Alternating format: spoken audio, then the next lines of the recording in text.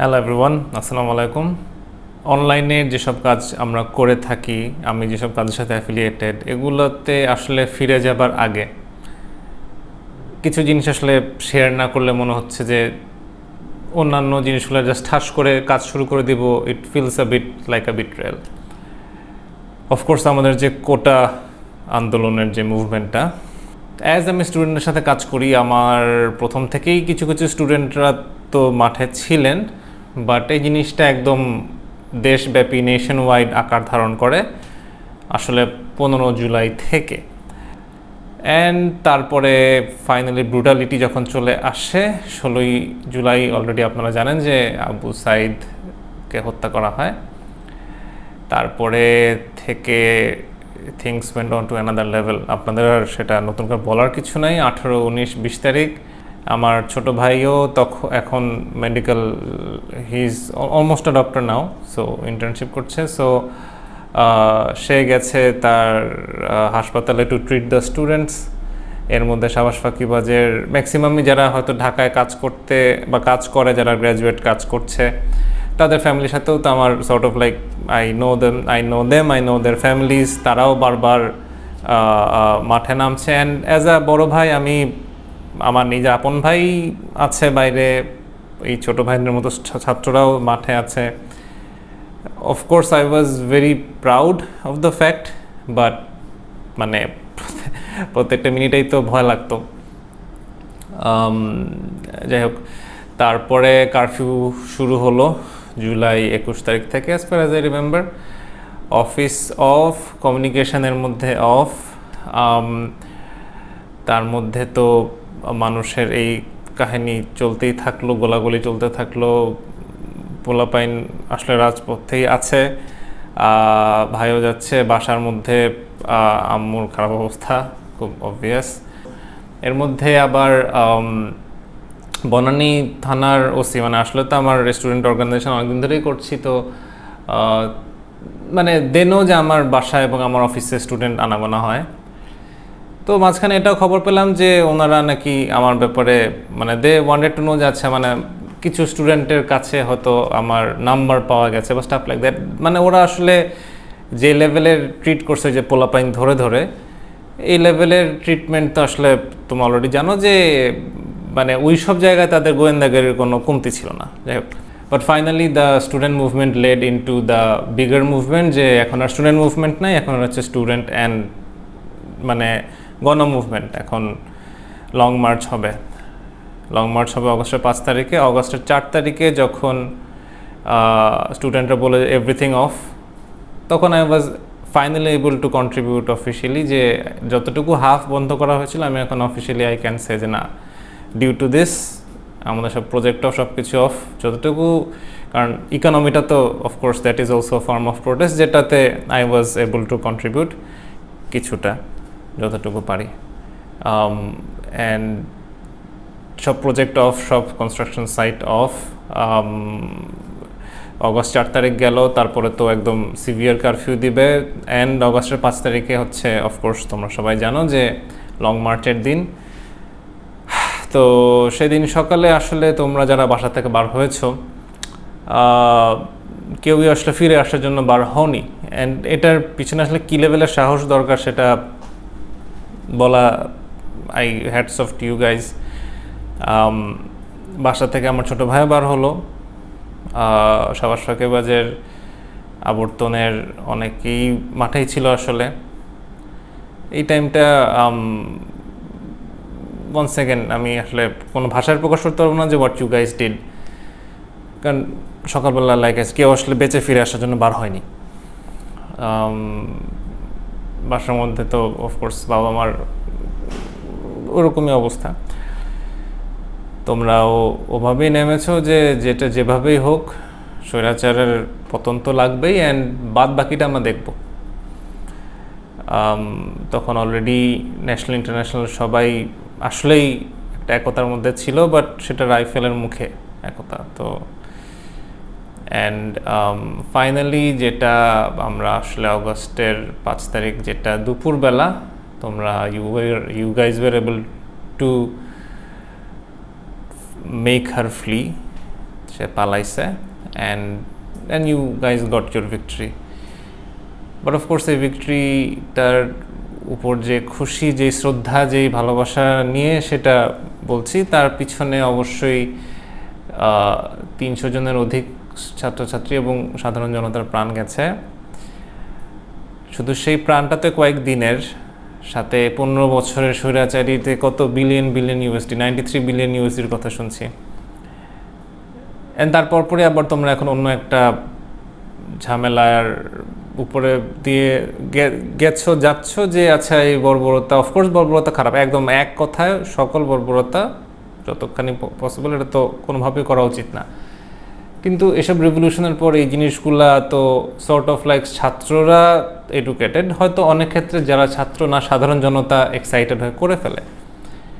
তারপরও ছাত্ররা went above and beyond, তারা এসব জিনিসপত্র ফিরিয়ে দিয়েছে, তারা রিলিজিয়াস ইনস্টিটিউশনগুলো প্রোটেক্ট করেছে। আসলেই তোমাদের নিয়ে আমার মানে বলার কিছু নাই। ইন্টারন্যাশনালি বলো, সারা পৃথিবীর জন্যই you guys were an example, আর অ্যান এক্সাম্পল। তো আমি পার্সোনালি আসলে আমার ওয়ার্ক লাইফ হিসাব করলে, আসলে ওয়ার্ক লাইফ জীবন পুরোটাতে হিসাব করলে আমার দুটো সেক্টর আছে। একটা আমি এডুকেশনাল সেক্টরে কাজ করি, যেটা তোমরা হয়তো অনেকেই জানো, যে higher study abroad scholarship funding নিয়ে কাজ করি বাংলাদেশি ছাত্রছাত্রীদের জন্যই। অ্যান্ড অন্যদিকে হচ্ছে অ্যাজ এ প্রফেশনাল আমি সিভিল ইঞ্জিনিয়ার, আমি একজন project management, construction management professional. সুতরাং বাংলাদেশের অনেক বড় বড় প্রজেক্টেই আমি ইনভলভড আছি প্রাইভেট সেক্টর থেকে। তো দুইখানেই যেটা হয় যে সাবাস ফেকজ আবর্তন তো আসলে পুরোপুরি স্টুডেন্ট রান। আমি প্রথমে শুরু করেছিলাম 2018-তে, এখন আমি গ্র্যাজুয়েট, আমি আমার অন্যান্য ফোকাস আছে, বাট কারেন্ট স্টুডেন্টসরাই ওটা কী বলবো পুশ ফরওয়ার্ড করে। সো ওইখানে একটা খুব বড় একটা অ্যাফিলিয়েশন আছে আমার ছাত্রদের সাথে, যেটা আমি অফকোর্স দায়িত্ব তো আছে, আমি রেগুলারলি এনজয় করি। অ্যান্ড কনস্ট্রাকশনে লাইক আই সেড, আমাদের বাংলাদেশের মেট্রো রেল বলেন, শাহজালাল ইন্টারন্যাশনাল এয়ারপোর্ট বলেন, এক্সপ্যানশন প্রজেক্ট, রূপপুর, অন্যান্য অনেক প্রজেক্টের সাথেই আমি I have been affiliated since 2021।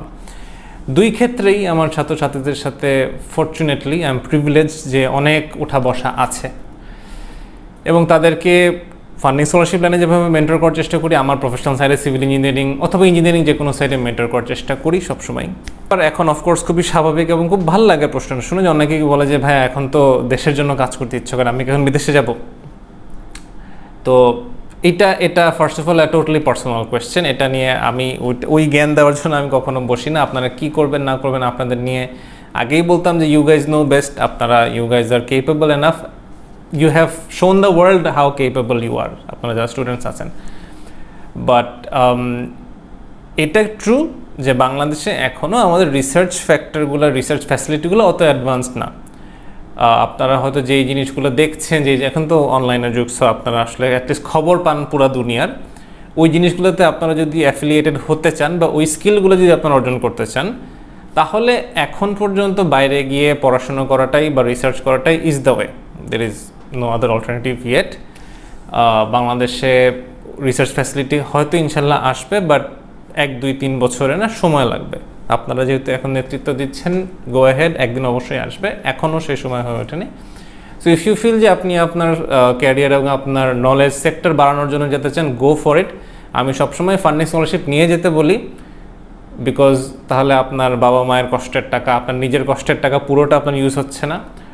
And of course funding স্কলারশিপের জন্য অনেক একটা ভুল ধারণা থাকে, যেটা আমি সবসময় বলে থাকি যে ডক্টর ইউনুস হতে হবে না আপনার ফান্ডিং স্কলারশিপ পাওয়ার জন্য। সাধারণ প্রোফাইল নিয়েও অনেক সাধারণ ইউনিভার্সিটিতে ইন্টারন্যাশনালি আপনারা যেতে পারবেন, যদি ঠিকমতো নিজেকে চর্চা করানোভাবে, যেটার জন্য আমরা আছি। তো anyway, enough of the student thing. And of course আপনারা যদি বাংলাদেশের আপনারা যদি ডেভেলপমেন্টে কাজ করতে চান, then of course one second I am there for you, যতটুকু হেল্প লাগে।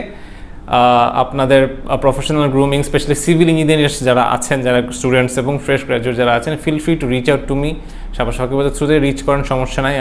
আমার বাবারও একটা কোম্পানি আছে, আমি নিজেও একটা 52 বছরের বেশি কোম্পানিতে আমি আছি একজন এন্টারপ্রাইজ কোঅর্ডিনেটর হিসেবে। So I am there for you guys. আমি দুই ক্ষেত্রে, সেটা আপনি বিদেশে ফান্ডিং স্কলারশিপের জন্য যাচ্ছেন কি আপনি বাংলাদেশের কনস্ট্রাকশন সেক্টরে থাকতে যাচ্ছেন, I will be having the first row seat to your success. So আমার আসলে লস নাই কোনোটাতেই, অ্যান্ড আমি দুইটাতেই I will be most happy to be there for you guys. 2021 সালে এসে যেটা আমি হয়তো একা পুশ করে ভাবতাম যে ঠিক আছে যত যাই হোক দেশের জন্য করি, এখন আমি দেখি যে দেশের জন্য শুধু না, শুধু মাটির টানে না, কোটি কোটি ছাত্রছাত্রী আছে। সো এটাই আমার লাস্টের এই ভিডিওটা অলরেডি অনেকক্ষণ হয়ে গেছে। একটাই শুধু ছোট রিকোয়েস্ট, যেটা আমি এর মধ্যে রিসেন্ট একটু মানে আভাস পাচ্ছি, এবং এটা যে প্রাইভেট ইউনিভার্সিটি এবং পাবলিক ইউনিভার্সিটিগুলোর মধ্যে এখন একটু মনোমালিন্য চলছে, যে হয়তো কন্ট্রিবিউশন বা স্টাফ লাইক দ্যাট ওগুলা নিয়ে একটা সুখের সংসারেও ঝগড়া হয়, এবং সেটা অস্বাভাবিক কিছু না। আপনারা যেটা অর্জন করেছেন সেটা পৃথিবীতে কতজন অর্জন করেছে ইতিহাসে সেটা হয়তো খুঁজে দেখতে হবে। সুতরাং ঝগড়াঝাড়ি থাকবে, মনোমালিন্য থাকবে, এটা কিন্তু ওই ঝগড়াঝাড়ি প্রাইভেট পাবলিক ইউনিভার্সিটি ঝগড়াঝাড়িটা আমি তো আগের থেকে দেখছি আপনাদের যে বুদ্ধি শুদ্ধি, এটাতে আসলে কেউ কোনো গ্যাপ নাই। একটা পরীক্ষার উপর বেস করে পুরো বাংলাদেশের ছাত্রশ্রেণীকে দুইভাবে বিভক্ত করা, এটা মানে এটা মাইন্ডসেটটা আমার মনে হয়, আমি পার্সোনালি ফিল সরায় ফেলা উচিত। সো আই উইল হোপ যে এটা নিয়ে আপনারা ছোটোখাটো ঝগড়াঝাটি করেন, বাট এটা নিয়ে don't make it a major issue. You all are heroes, not only for the future generation, you all are heroes for us as well, immediate next previous generation, and for all the other generations, পুরো বাংলাদেশ, পুরো পৃথিবীর জন্য you guys are heroes. আমাদের ইতিহাস নতুন করে লেখা হচ্ছে, আমাদের ইতিহাস সঠিকভাবে লিখে এখন আমরা আমাদের নেক্সট জেনারেশনকে বলতে পারবো, অ্যান্ড তোমাদের ইতিহাসই বলবো। সো নিজেদের মধ্যে যতটা পারো একতা বজায় রেখেই কাজ করো।